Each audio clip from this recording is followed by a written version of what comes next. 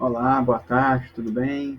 Com vocês aqui, professor Marcelo Flores. Primeiramente é uma honra, um prazer estar com vocês com essa disciplina Teoria Geral da Administração, né? Graças a Deus, é uma disciplina muito fácil, muito tranquila, né? Eu espero passar para vocês o conteúdo que vocês almejam, né? Eu sou Marcelo, eu tenho 15 anos como docente, como professor universitário, né? Sou formado em administração, pós-graduado em docência do ensino superior, administração hospitalar e gestão e estratégia das organizações. Tenho um mestrado em administração e desenvolvimento local e sustentável, né? Sempre professor da disciplina de administração e vou estar com vocês nessa disciplina de Teoria Geral da Administração 2, tá? Nossa primeira aula hoje vai ser uma aula de apresentação, né, onde eu vou estar trabalhando com vocês a parte mais teórica, mais apresentável da nossa disciplina, para o seguinte a gente vir trabalhar em cima dessa prática da nossa vivência. Bom, o que é que diz a administração geral 2? Vamos trabalhar sobre as escolas da administração. Quando vocês viram o TGA1, viram sobre fundamentos da administração, sobre as funções do administrador, sobre a evolução da administração, a revolução industrial, a teoria clássica da administração científica e assim sucessivamente, né? Então era mais uma parte mais teórica. Agora, para que essa função, que essa atividade possa ter resultado, é importante que vocês conheçam sobre as escolas da administração. O que é que vai nortear, o que é que vai funcionar, o que é que vai fazer essa teoria acontecer. A gente vai trabalhar sobre a teoria, a escola neoclássica, teoria da burocracia, teoria estruturalista, teoria das relações humanas, teoria sistêmica e assim sucessivamente, tá bom? Então, a primeira escola que a gente vai trabalhar é a escola neoclássica, né? Onde, o que é que diz a escola neoclássica? Ela vem do desdobramento da teoria clássica em junção com a teoria científica, né? Onde a gente vai trabalhar o chá. O que é o chá? Conhecimentos, habilidades e atitudes. Tá? A teoria mostrou para vocês que é importante ter conhecimento. A outra vai mostrar para vocês que é importante juntar as habilidades. Mas a outra vai dizer que juntando conhecimento e habilidade permite que eu tenha atitude. E essa atitude me dá o quê? A eficiência e a eficácia para que eu possa atingir os meus objetivos. Tudo bem? Que é justamente o que diz aqui a característica principal dessa escola, que é a ênfase na prática da administração, ou seja, onde eu vou buscar resultados concretos, visando sempre o desenvolvimento e a ação administrativa. Ou seja, eu vou buscar resultados que estejam fáceis de ser mensuráveis, que sejam fáceis de ser alcançados, né? Concretos, mas sempre buscando esse desenvolvimento administrativo, sempre buscando a excelência, sempre buscando melhorar cada vez mais. Para que isso aconteça, eu preciso ter o quê? Uma reafirmação relativa dos postulados clássicos, ou seja, do que é o trabalho mecanicista que vocês viram do Taylor, da racionalização do trabalho e da divisão das tarefas, e a teoria motivacional do Marco Weber, que é justamente essa influência dos pensamentos em cima das minhas atitudes e comportamentos, que é o que nós chamamos de comportamento organizacional, que a gente vai ver lá na frente, tá bom? Proporcionando o quê? Uma vivência, um maior anseio para eu aprender mais sobre os meus objetivos, entender mais, conhecer mais sobre as minhas funções e atividades. Certinho?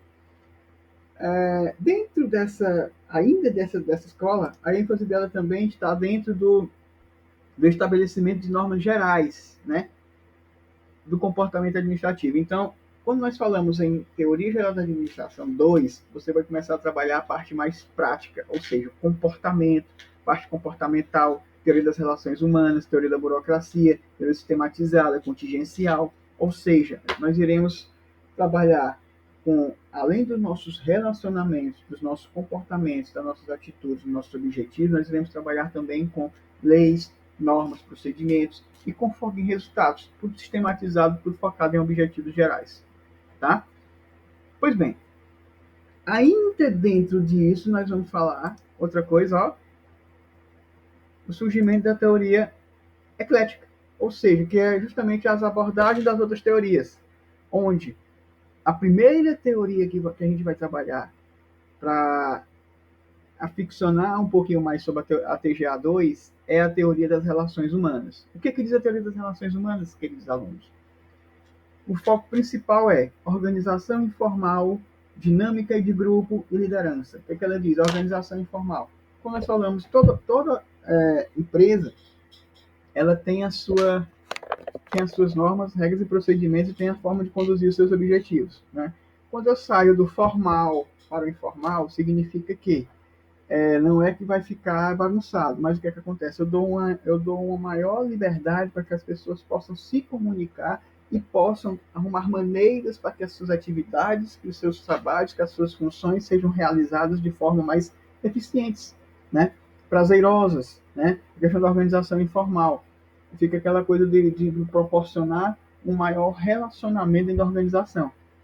E isso, uma das práticas utilizadas é a dinâmica de grupo, onde eu vou começar a perceber, dentro da dinâmica de grupo, a personalidade de cada um, o comportamento de cada um, como cada um se dá, como cada um vai se relacionar. Exercendo também o que nós chamamos de liderança, tá bom? É aqui onde a gente vai descobrir qual é a liderança de cada um, o papel de cada um, bem? Pois bem, depois da teoria das relações humanas, onde as pessoas ficam alocadas em um setor, né?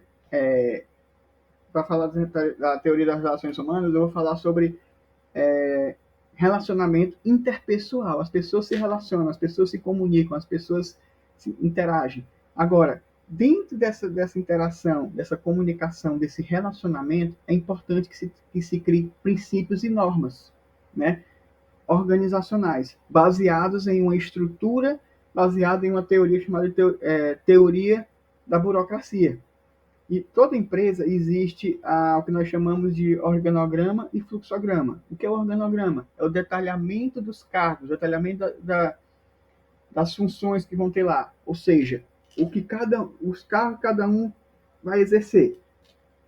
Setor de marketing, setor financeiro, setor de logística, setor de TI, setor de gestão de pessoas. São setores diferenciados da organização. Beleza. Isso vai estar detalhado no organograma. Agora, dentro desse organograma, é importante que a gente conheça o fluxograma, que são as atividades que são exercidas lá dentro. Né? Ou seja, o que é feito no marketing, o que é feito na logística, o que é feito na TI, o que é feito no setor pessoal e no setor financeiro. Ou seja, dentro de cada setor vai ser criado normas e procedimentos para que aquelas atividades sejam executadas de forma correta. Isso nós chamamos de princípios e normas organizacionais. E para que isso aconteça de forma bem sucinta, existe o que nós chamamos de organização hierárquica, ou seja, uma cadeia de comando, para que eu possa saber a quem que eu vou me reportar, a quem que eu vou me direcionar quando eu precisar falar com alguém, quando eu precisar ter uma tomada de decisão mais eficiente. Tudo bem? Pois bem, dentro dessa realidade ainda, né, nós temos o que nós chamamos de teoria estruturalista. Né? Dentro dessa teoria estruturalista, onde você sai das relações humanas, né, trabalha com a burocracia, você precisa saber como é que vai ser a estrutura, ou seja, a junção dos objetivos organizacionais com os objetivos individuais. Agora, sempre tomando cuidado para não gerar um conflito organizacional. É importante que se tenha esse equilíbrio do objetivo da organização com o objetivo dos colaboradores, para que juntos eles possam atingir os seus resultados. O que gera o conflito organizacional? Muitas vezes é o colaborador focar apenas na sua função, na sua atividade, e esquecer que pode pedir auxílio dos outros, ou às vezes receio, acha que não tem aquela liberdade, aquela intimidade para estar pedindo auxílio dos outros. E o gestor, que às vezes sofre de miopia administrativa, né? Tem a função apenas tem a visão apenas de um setor e esquece dos demais. Precisa saber como resolver problemas, como solucionar problemas, tem que ser resolutivo, tem que entender a sua capacidade de solucionar problemas. Ok? Então, eu saio da formalidade, da informalidade, teoria das relações humanas, fui para a burocracia e estou na teoria estruturalista. E a outra é a teoria dos sistemas, que nada mais é do que a integração dessas teorias, onde eu vou integrar as estruturas, tá? E vou ter uma retroação, ou seja, o feedback. o que foi feito? Né? Quando você vai aprender a comunicação e expressão, que é a professora lá do ensino médio, professor de português, ela trabalha o seguinte: meninos, vamos aprender aqui comunicação. Aí tem emissor e receptor, né? É de onde partiu a mensagem e quem vai receber a mensagem, perfeito?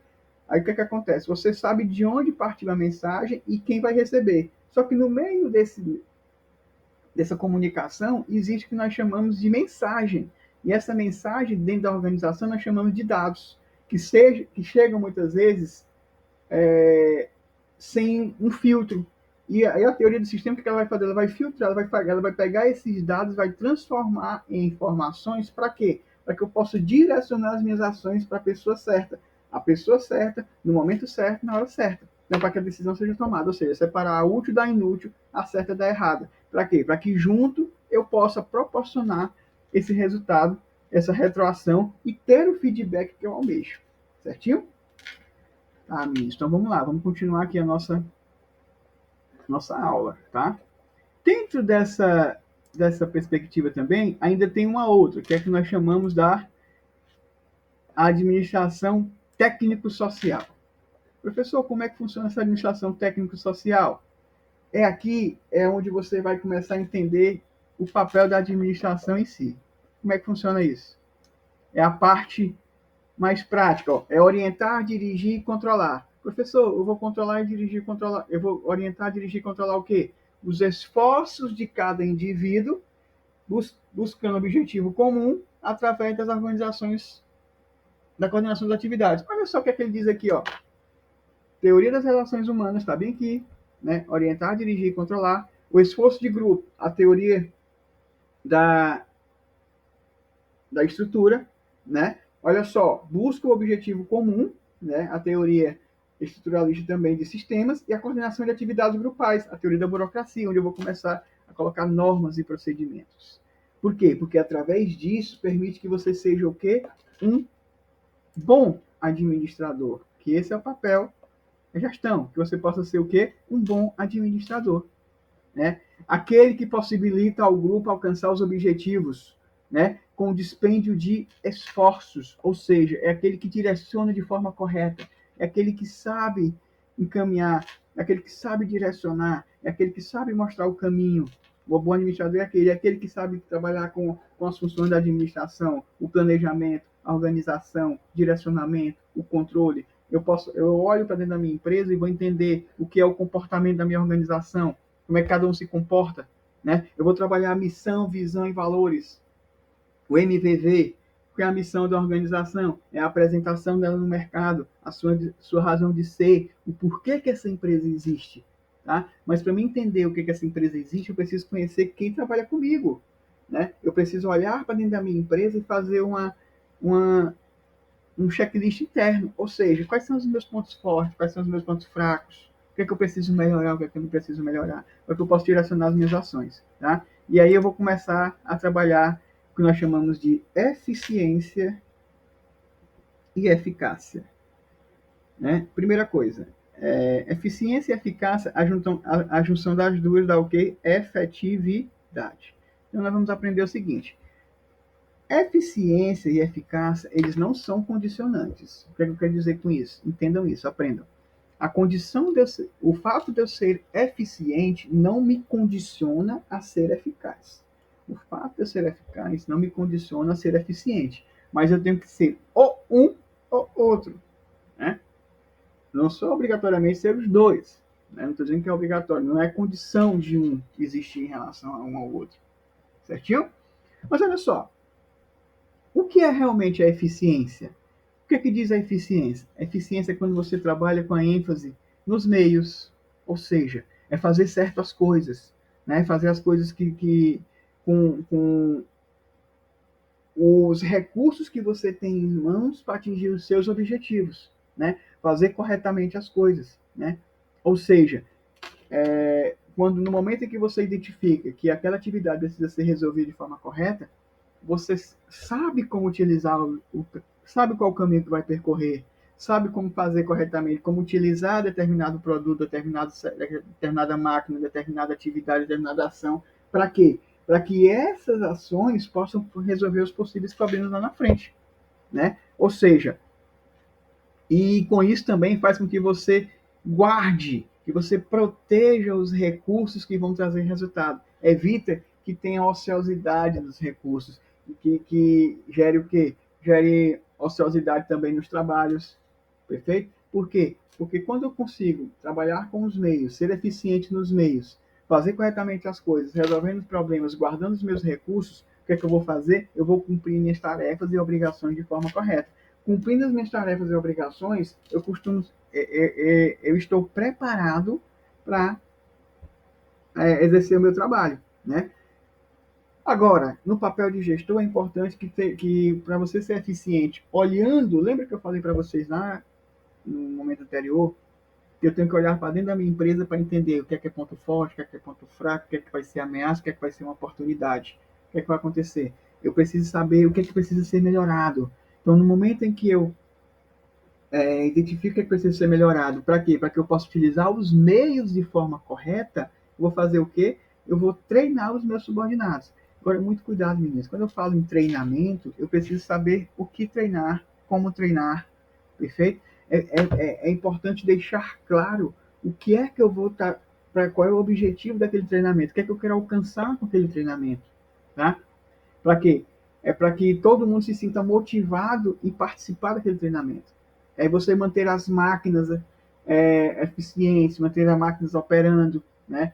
Eu coloquei, por exemplo, presença nos templos, rezar, jogar futebol com arte, né? Ser resolutivo, dar resultado, ser eficiente, né? Utilizar os meios e os caminhos. E isso faz com que você tenha, com que você consiga atingir os seus objetivos, né? Sendo bem claros e bem diretos com isso, tá bom? Bom, outra coisa importante que a gente vai trabalhar é a eficácia.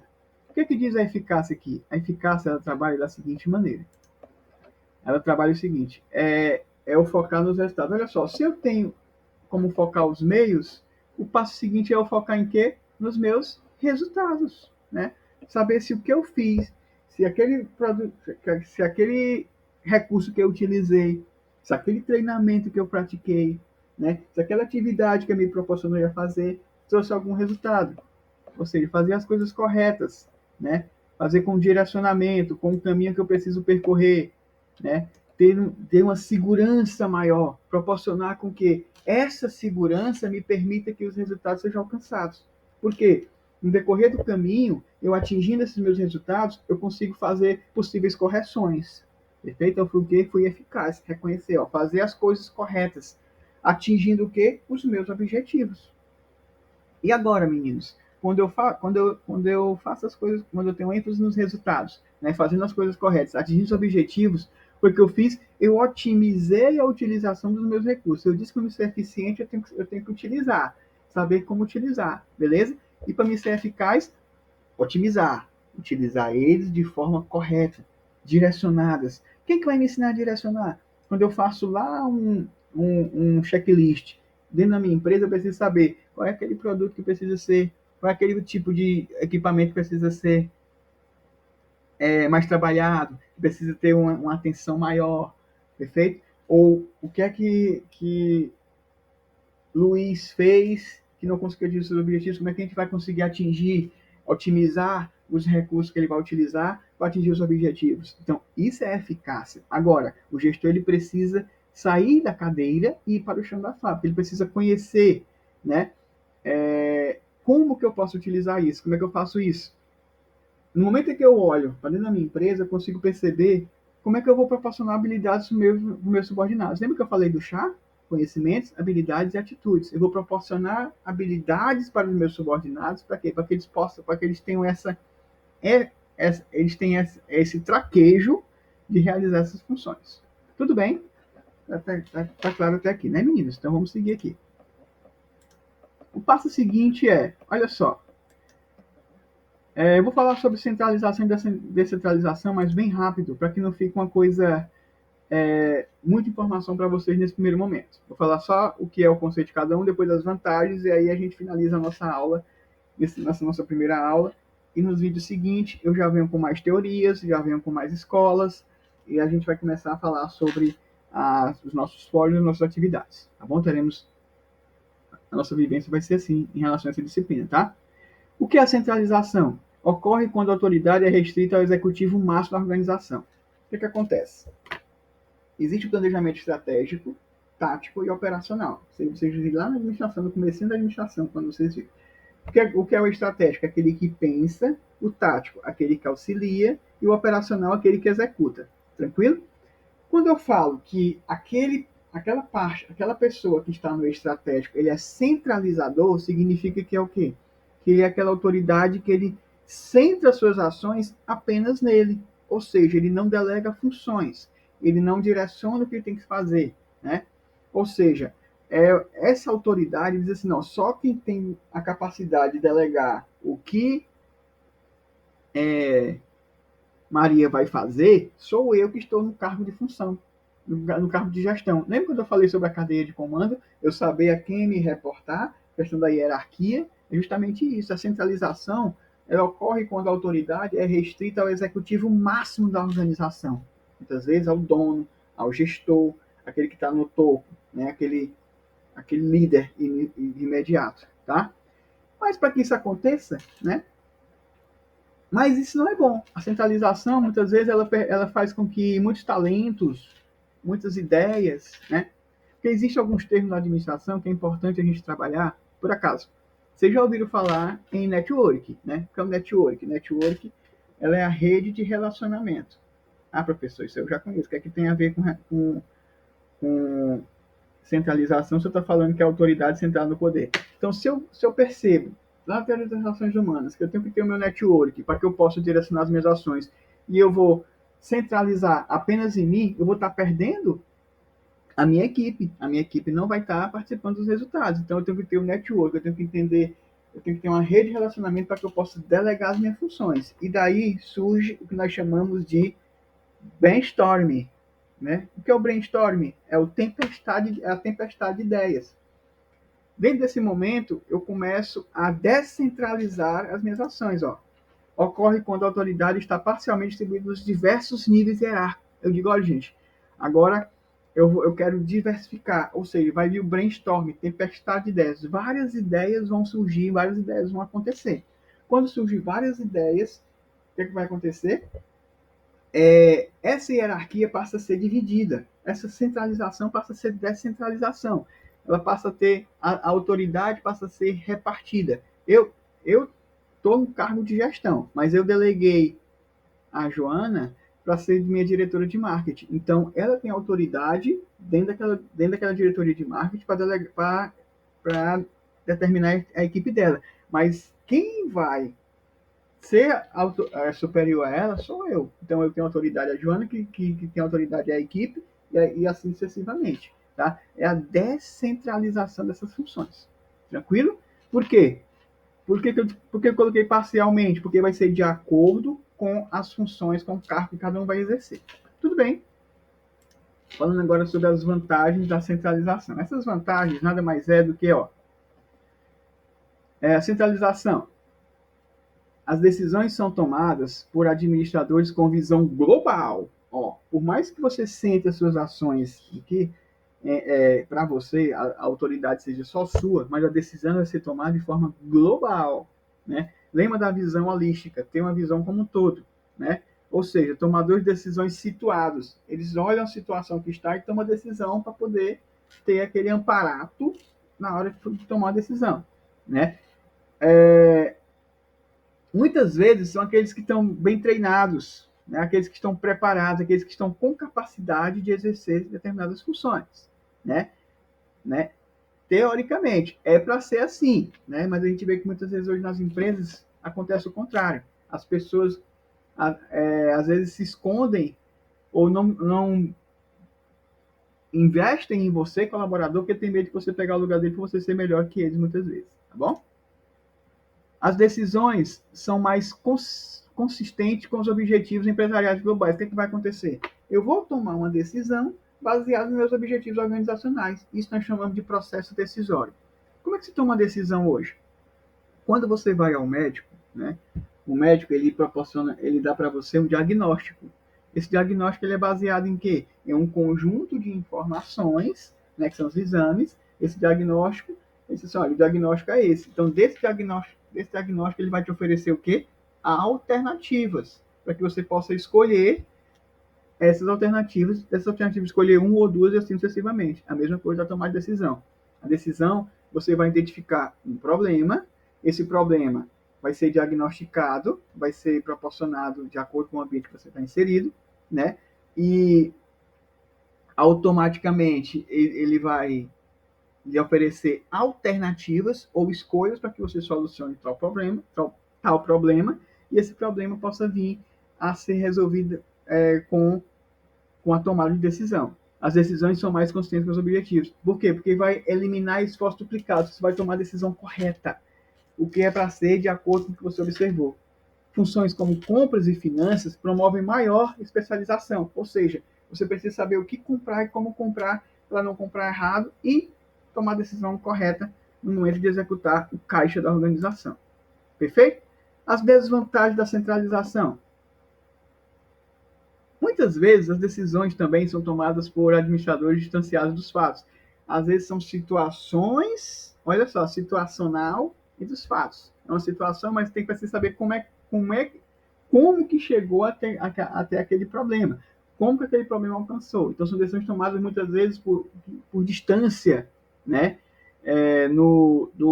dos fatos e assim sucessivamente, proporcionando muitas vezes as dúvidas e incertezas nos seus colaboradores.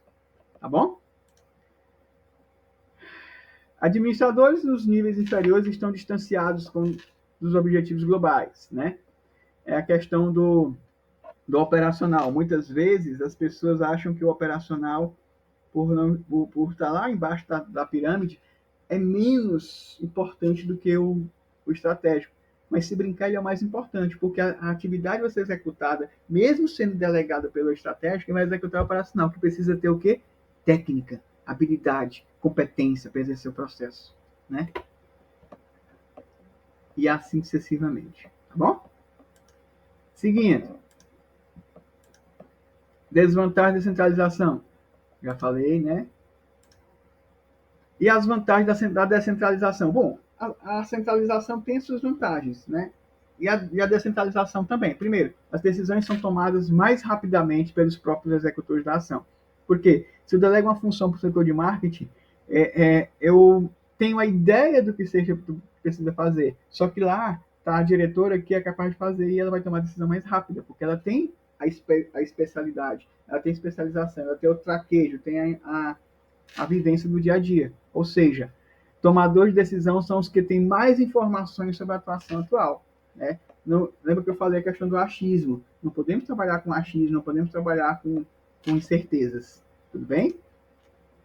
Maior participação no processo decisorial, ou seja, o que, é que vai acontecer? No momento em que você dá a autonomia para que as pessoas possam decidir, elas se motivam mais.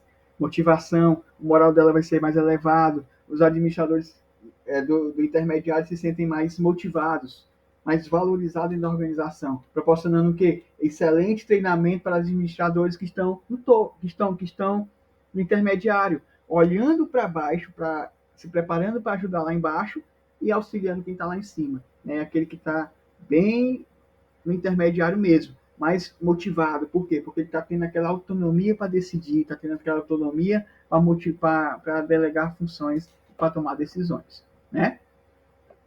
Mas também tem as suas desvantagens. Quais são as desvantagens? Pode ocorrer falta de informação e coordenação, maior custo pela exigência de melhor seleção e treinamentos, administradores, assim sucessivamente, tá? Então, é importante que a gente tenha essa percepção, esse entendimento dentro dessa realidade, tá bom? E para a gente finalizar aqui, eu vou voltar aqui para o primeiro slide, para que nós possamos ter, para que eu possa finalizar a aula. Bom, meninos, então é isso. A nossa primeira aula vai ser mais ou menos essa pegada, né? Eu vou falar um pouquinho sobre essas teorias.